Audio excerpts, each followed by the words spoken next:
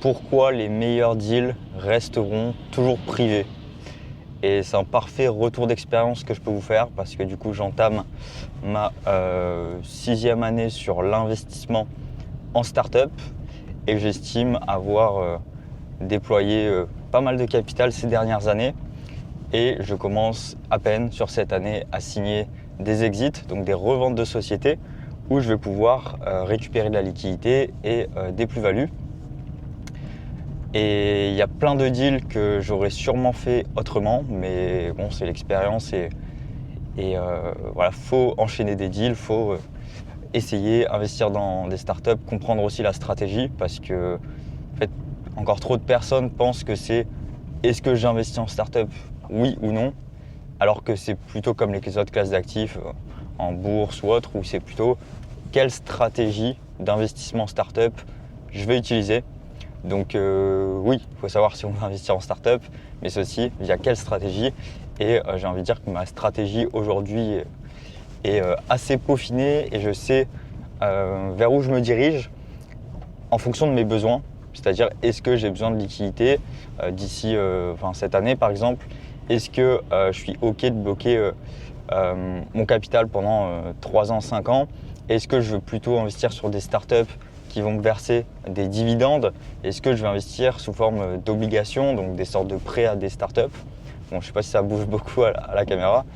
Mais bref, c'est vraiment la stratégie qui compte. Et un point hyper important à comprendre, c'est que en fait, quand vous allez commencer à investir en startup, c'est là où vous allez créer votre réseau et c'est là où vous allez pouvoir accéder à des deals intéressants. Parce que si du coup j'investis dans une startup, je deviens actionnaire de celle-ci, eh bien il y a d'autres co-actionnaires. Il y a un CEO, il y a des associés dans la boîte et toutes ces personnes-là ont un réseau. Et du coup, si il y a un exit ensemble, une réussite commune, et que toutes ces personnes sont aussi dans l'investissement, eh bien c'est comme ça qu'on peut accéder à des deals privés qui ne sont pas partagés. C'est vraiment avec ce réseau plus privé, plus restreint. Donc le fait d'investir dans des boîtes, vous allez accéder à, on va dire, des informations sur celles-ci, sur la stratégie qu'ils utilisent, le marché en lui-même, par exemple le marché des fintech. Eh bien, si vous avez une boîte dedans, vous allez comprendre comment fonctionnent les valorisations, comment on applique des multiples sur les fintech, etc. Et en plus, vous allez être co-actionnaire avec d'autres investisseurs de la fintech qui, eux, auront potentiellement d'autres deals sur le même marché ou sur d'autres marchés.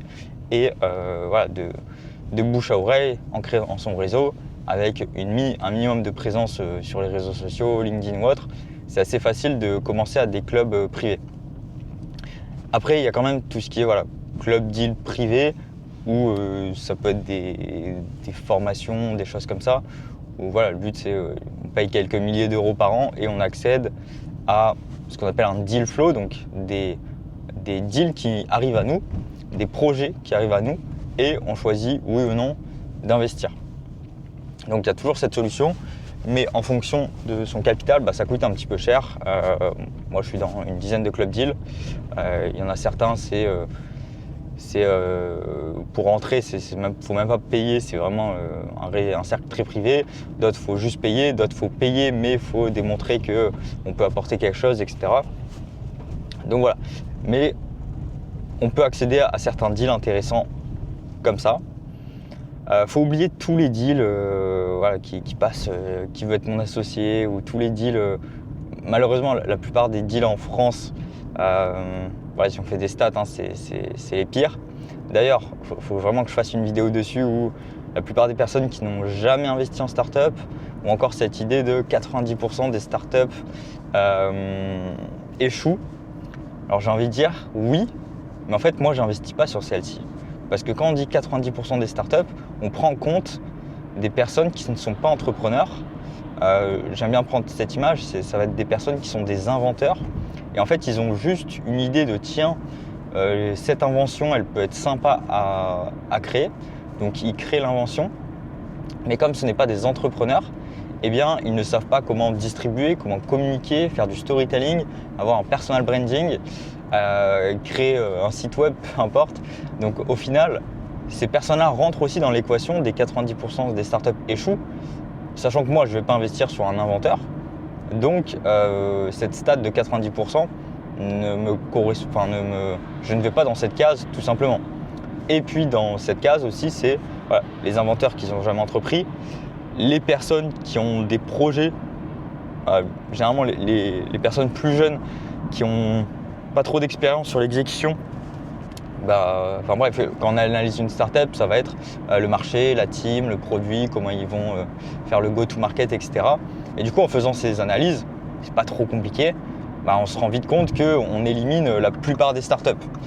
Donc si moi sur 100 startups que j'ai en deal flow qui arrivent et que bien sûr j'ai des filtres et tout, je peux pas analyser tout ça tout seul, et que j'en sélectionne que 5, 10, au final j'ai déjà enlevé la plupart qui potentiellement ne réussiront pas.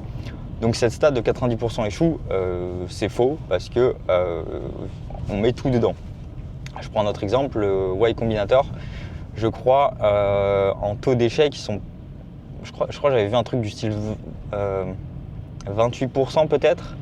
Et encore, pareil, il y a une grosse étude, quand on dit échec d'une startup, c'est que, il y a une autre stat, c'est en gros, si la boîte n'est pas une licorne, donc valorisée plus d'1 milliard, c'est un échec. Alors que pas du tout. Si on achète pareil, grosse idée reçue ça, si on achète une startup 10 millions, à une valo de 10 millions et qu'on la vend à 5 ou 100 millions, à 50 millions ou 100 millions, en fait, on a déjà fait un x5, un x10. Et personnellement, du coup, ça fait partie de ma stratégie. C'est là où je me positionne. Et en tout cas, pour l'instant, je n'ai pas envie de me positionner sur des startups très jeunes qui vont avoir entre 1 et 5 de valo, 5 millions de valo, et les revendre à 1 milliard. Non, je préfère sécuriser, sortir assez tôt.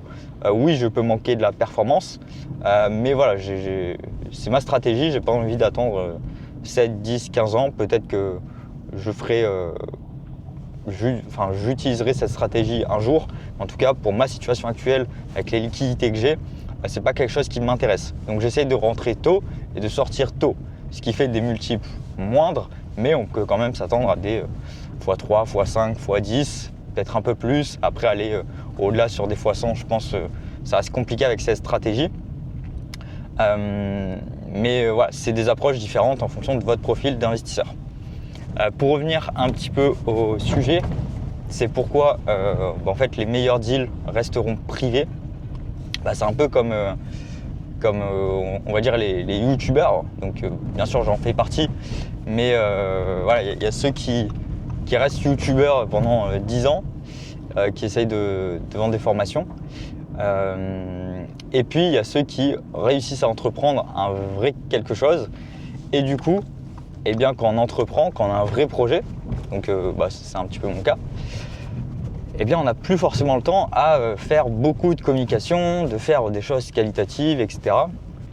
Pareil pour les vidéos, là je suis en voiture, la caméra elle est posée à moitié et il n'y aura pas de montage parce que j'apporte de la valeur et j'ai pas envie de mettre forcément de la forme et j'ai pas d'énergie à mettre dedans parce que mon focus n'est pas de communiquer, avoir un beau club deal, avoir une belle offre, un accompagnement ou peu importe, et de communiquer de façon efficiente les startups, les meilleures startups, faire des analyses pour les personnes, etc. Parce que moi, si j'ai un deal qui vient à moi, je vais peut-être prendre ma décision en 10-15 minutes, je vais faire ma due diligence, donc en gros checker un petit peu plus pour bien me confirmer que j'investis en 30 minutes, 1 heure, mais voilà, ma décision est prise. Et en moins d'1 heure, en gros, j'ai décidé et j'ai envoyé les fonds.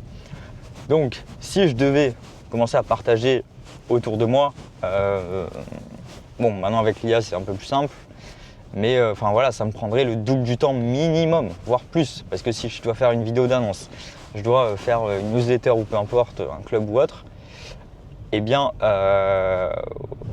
a la communication, mais après il faut que je push un petit peu l'information. Tiens, il y a tel deal, tel deal, tel deal. Donc en fait, ça me prendrait 3 fois plus de temps que ce que je fais pour investir. Et du coup, pour rentabiliser ce temps, c'est un petit peu compliqué. Et malheureusement, pour la plupart des personnes, donc j'ai envie de dire entrepreneurs qui ont un bon réseau, qui ont les meilleurs deals, parce que c'est clairement entre entrepreneurs qu'on a les meilleurs deals. Entre investisseurs, oui, mais je pense que c'est plus les entrepreneurs. Parce qu'on sait que, tiens, il y a un tel qui a déjà créé une boîte, il est en train d'en lancer une autre. Mais comme il n'a pas trop de compétences sur la levée de fonds, en fait, ça va plus être vraiment ses proches qui investissent. Donc c'est là où il y a des belles opportunités. Et du coup, malheureusement, les communications, tout ce qui est YouTubeur, Twitter, etc., en fait, ces personnes-là n'ont pas accès aux meilleurs deals. Et c'est aussi pour ça que depuis un an, ça me rend un petit peu fou que je suis obligé de ralentir sur les vidéos et communiquer et tout. Parce que j'ai accès à des deals incroyables, parce que je suis pris sur des projets incroyables. Et voilà, j'ai moins d'énergie à allouer sur la partie création de contenu. Bref, tout ça pour dire que j'ai envie de faire un truc, je sais pas trop comment, donc je mettrai peut-être un lien en description. Je pense que ça va juste être un canal Telegram, comme ça je regroupe un petit peu toutes les personnes qui sont intéressées pour accéder à des deals startup. Je vais pas être en mode grosse analyse, etc. Je vais juste mettre un lien et les personnes qui seront intéressées regarderont. En tout cas, je pense que sur 2026 comme 2025, ça va être assez short pour moi niveau timing pour la partie création de contenu. Mais voilà, j'ai des deals incroyables qui sont en cours, qui arrivent. D'autres qui ont fait des exits. Là, le dernier en date, il a duré, je crois, entre l'envoi des fonds et l'exit, c'est 7 ou 9 mois, je crois. Donc pareil, idée reçue d'investir en startup, c'est pour 7 ans. Ça dépend de sa stratégie. Là, c'était un deal en secondaire, donc en gros, on rachète des parts pour financer par exemple une prochaine levée de fonds ou un exit. Et ça a duré 7 mois, on est à x3,4. Faut garder en tête que ça reste un deal assez incroyable, mais c'est ce genre de deal là qui sont intéressants à adapter bien sûr en fonction de sa stratégie d'investissement. Et c'est pas j'investis en startup oui ou non, c'est j'investis, ok, mais quelle stratégie? Est-ce que je veux aller que sur des rachats de deals en secondaire? Donc je vais avoir des exits beaucoup plus courts, mais bien sûr les multiples seront moindres. Est-ce que je veux je veux rentrer tôt et je veux sortir tard et viser le x100? C'est possible aussi. Donc voilà, il y a plein de différentes stratégies à mettre en place en fonction de son profil. Mais voilà, c'est vraiment pas d'un point de vue public que vous allez trouver les meilleurs deals. Donc faut faire du réseau, aller sur des événements, faut payer des clubs, payer des formations, etc. Dans ces clubs-là, vous rencontrez des gens déjà filtrés, déjà qualitatifs. Et ensuite, de bouche à oreille, vous faites un petit nom. Et c'est comme ça qu'arrivent les meilleurs deals.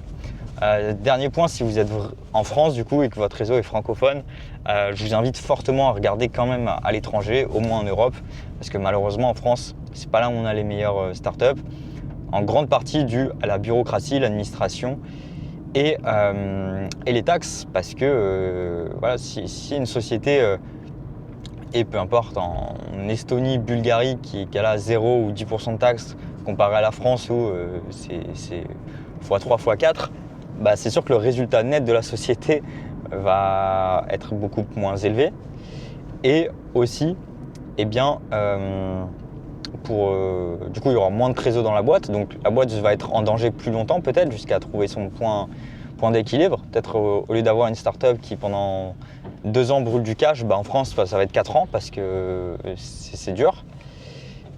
Et du coup, la valorisation, donc le chiffre qui nous intéresse en tant qu'investisseur pour gagner de l'argent, la valorisation aura beaucoup plus de mal à augmenter si la startup paye plus d'impôts et du coup est moins rentable. Donc voilà, je pense que c'est vraiment important de comprendre que les meilleurs deals, il faut aller les chercher, il faut faire du réseau. Ceux qui ont déjà co-investi avec moi, vous avez mon contact, donc n'hésitez pas à me relancer. Moi, j'ai beaucoup de personnes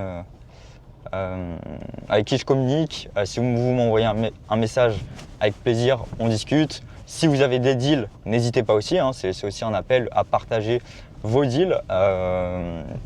Et je pense que c'est comme ça qu'on peut créer un bon réseau et surtout réussir ensemble. Là où il y a plusieurs années dans la partie plutôt voilà, trading, crypto, etc., en fait, réussir ensemble, ça n'existe pas parce que c'est un peu chacun pour soi et puis personne n'a réussi à rentrer au même moment, à sortir au même moment, à avoir la liquidité, etc. Alors que les deals startup, voilà, il y a des périodes pour rentrer, des périodes pour sortir et généralement, tous les investisseurs sont assez soudés là-dessus. Donc ça se passe plutôt bien et c'est assez épanouissant comparé à d'autres classes d'actifs.